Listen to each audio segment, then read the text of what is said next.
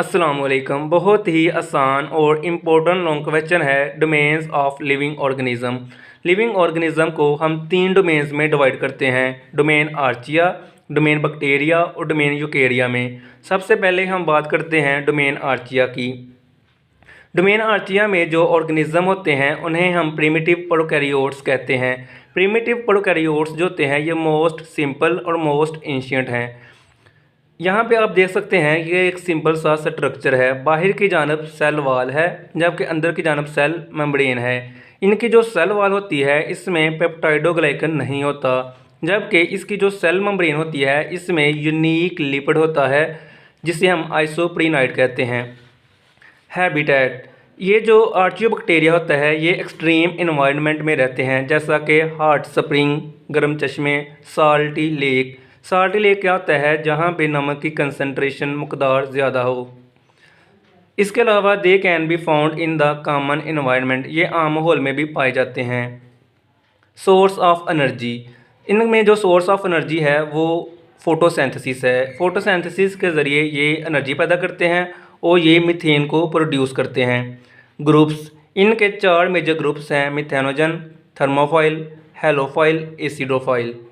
Next हम बात करते हैं डोमेन बैक्टीरिया। डोमेन बैक्टीरिया में जो ऑर्गेनिज्म रहते हैं उन्हें हम ट्रू बैक्टीरिया कहते हैं। इनमें जो इनकी जो सेल वाल होती है इसमें पेप्टाइडोग्लाइकन मौजूद होती है। हैबिटेट, ये हर जगह मौजूद होते हैं, वाटर, एयर, सॉइल, हर जगह ये पाए जाते हैं।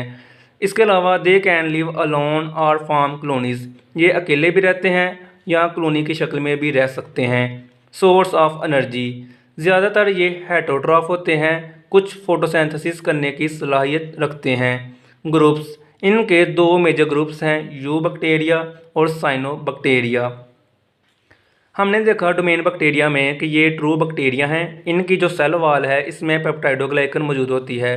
हैबिटेट, हमने देखा कि ये हर जगह मौजूद होते हैं, इसके अलावा ये अकेले भी रह सकते हैं, कुछ कॉलोनी की शक्ल में भी रहते हैं।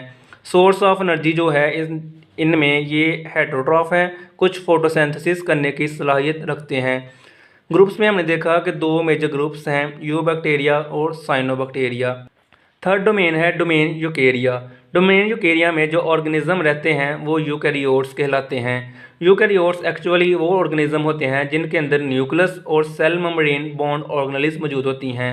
यहाँ पे आप देख सकते हैं कि ये एक सेल का स्ट्रक्चर है जिसके अंदर nucleus, cell membrane, ribosome, mitochondria मौजूद होता है। ग्रुप्स, इनके चार मेजर ग्रुप्स हैं, प्रोटिस्टा, फंजाई, प्लांटी, एनिमेलिया।